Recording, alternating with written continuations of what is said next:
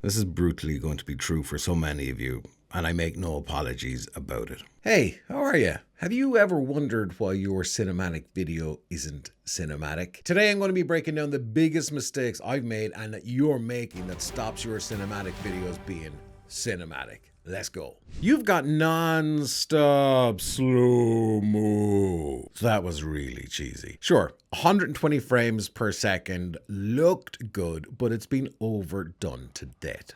Think about this, right? How many of the biggest, most masterful, blockbusting cinematic movies over the last couple of years or of all time have had lots of slow motion scenes in them? Very little. Plenty of creators did well for years with lots of slow motion scenes, 120 frames per Peter McKinnon. Hey Pete, I'm not having a go by the way. Just, I love Pete. Those coffee montages a couple of years ago were great, but now, not so much. And that, my friends, is the brutal truth. Use slow motion for impact and nothing else. You hold the camera at chest height constantly. This is lazy shooting. Seriously lazy shooting. You can't be bothered to bend the knee or raise the arm to get a slightly different angle. Oh, that was so much work. Different angles make your footage more visually interesting. It can help establish what you're doing, make the viewer feel something. Composition is something that can make your videos absolutely more cinematic, and angles play a huge role in this. Even in its simplest form, use the rule of thirds, not thuds, thirds. Those little lines that are on your camera screen, position yourself where they intersect, either to the right or to the left. Regardless of what you're shooting, just fiddle about with the camera and how it's positioned, and most importantly, again, use those goddamn lines. When it comes to making cinematic videos, the biggest mistake so many people make is they do not hold the f***ing shot long enough. What does that mean? Well, you're moving the camera around like you're playing a goddamn video game. It's here, it's there. It's like, oh, look at that over there, and look at that, and look. All you really need to do is show something and give people an opportunity to suck it in and take in the scene, as opposed to going, hey, look at that, and then it's back. A good rule of thumb here is if you're shooting 24, 30 frames per second, and it's just a scene, just leave it go for like 5-10 seconds. At least give yourself an extra few seconds. If it's 60p or 120, if it's slow motion footage, count to 10 or 15 in your head. That's all you got to do. Hold the camera still and steady. This is a really important rule, so please stop doing it. Seriously. I'm getting pissed off. The reason that you're going to hold these shots, as I said, is to give somebody the opportunity to suck it in. But most importantly, when you're editing your footage, there's always going to be a point where you go, oh, I just need an extra few seconds of this shot. Why don't I have it? Because you're moving the camera around like a lunatic. So, stop. This one is really important, and the sooner you get this into your head, the better. Any cinematic video will have a shot list. Now, I don't care where you write it down on your ass, write it down in your brain, write it down on your phone. Just put some kind of shot list together. Do you need a wide shot? Do you need an establishing drone shot? Do you need close-up? Just take a bunch of different angles, get as much coverage as you need. This is really simple stuff. You're just going to be wandering around anyway, so you may well have a little checklist on your phone going tick, tick, tick, tick. And then when you come to the edit, you go, oh, why didn't I get that big wide shot of the mountain that looks so impressive? Oh well, let's just look at the clouds. Close-ups are absolutely great. They're amazing. They can really pull in the viewer. But there's so many vloggers out there, for whatever reason, they think that they have to have their head right in the whole frame, which gets really boring really, really quickly. And it's quite distracting.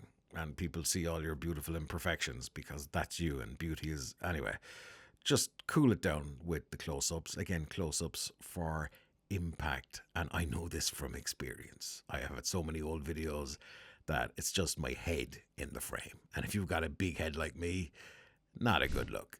Like slow motion stuff, zooming is something that is absolutely overdone to death. Don't get me wrong, a slow zoom is great for adding dramatics or if there's a very important part of the shoot or the video, just a slow push in works really well. But zooming in and out like your mouse wheel is stuck when you're using Photoshop, zoom for impact. We've all done this. In fact, I used to do this once a quarter or once every 6 months because I thought it was really, really cool. Cold, hard, brutal facts here, kids. Having an intro sequence with all Johnny Shit Films presents is absolute junk. Nobody cares. Leave the production titles to Hollywood, where they already have your money by the time you sit in the seat. And on a personal note, I had a consultation a couple of years ago with Paddy Galloway, the dude that consults for some of the biggest YouTubers in the planet. And that was one of the first things he said. Your intro looks good, but dump it, get rid of it, because it's acting as an exit point. This next one is probably going to be one of the last parts of this video that you'll watch because it's too close to the bone.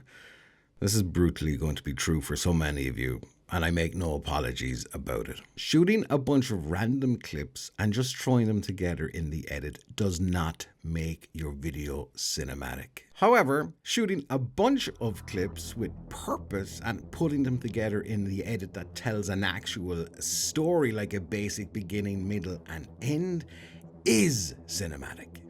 Many people think this random clip crap with this random piece of cinematic orchestral music is cinematic. It's not. It really is not. Speaking of music, please don't just search for cinematic music and horse in the first old piece of cinematic music that you find that you like. That's not how you do it. I've been using Epidemic Sound for a long time, and they've got plenty of orchestral cinematic stuff, but you really have to dig through it like you have to do with all of the music services out there. The questions you have to ask yourself is, does the music fit the scene? Is the scene bright, airy, and breezy, but you've got some somber and depressing piece of music? That doesn't work. That does not fit. It doesn't matter the video. If you're putting music into it, please, for the love of your audience, spend a lot of time digging through to find the right piece of music. Look at all the Hollywood blockbusters that are out there that have some amazing scores, from Star Wars to the Avengers to whatever. All of that music, for the best part, fits those scenes. The thing is, they fit those scenes because they lift the audience up or it pushes them down. It helps with the emotion of the story that's in the actual scene. And while we're on about things that fit and don't fit, color grading is one of the things that can 100% make your video look cinematic. Orange and teal, the old blockbuster color grading. That's all well and good if you know exactly what you're doing, because you're only one slider away from making your video look like absolute muck. The thing is, do not color grade your footage because you think you can. Color grade your footage when you actually can color grade your footage. Mess around all you want, but don't leave anybody see that. Even in its simplest form. Just start messing about. Put an adjustment layer on top of your footage, whether that's Resolve or Premiere or Final Cut. Drop the reds down a little bit and the shadows and the teals. There you go. That's the start of making things look a little bit more cinematic. If you're really hard, I'll put black bars in it. Because we all know it's color grades and black bars make your stuff cinematic. Having your videos look cinematic and be cinematic are two very, very different things. The reason we go to the movies, the reason we watch Netflix or Prime or all the other 10 million movie subscription services that are out there is because they tell stories. They entertain us, they make us laugh, they make us cry, they make us cheer for the bad guy. Is it the hero? Cinematic is all about telling stories, but it doesn't have to be this once upon a time crap. It can be as simple as having a little bit of a story structure, like a beginning, a middle, and an end. You can dig into all the books like Long Story Short, Pixar's 22 Rules of Storytelling, all of those good things. Get ChatGPT to show you examples of it in action with your own scripts or your own work or your own ideas. Ultimately, it's problem, solution, resolution, hero's journey, all these other things. But that's basically how your cinematic videos are not cinematic. If you've got value out of this, if you feel there's somebody else out there that will get a kick out of this video and will help them learn more, please hit the like button, because the more you hit the like button, just once is enough for everybody who's watching. Just every viewer hit it once, right? Anyway. just hit the like button because that's going to show this video to more folks and you can pay it forward. Thanks for watching. I'll see you in the next one. And this video here might be interested if you want to turn things up to another level.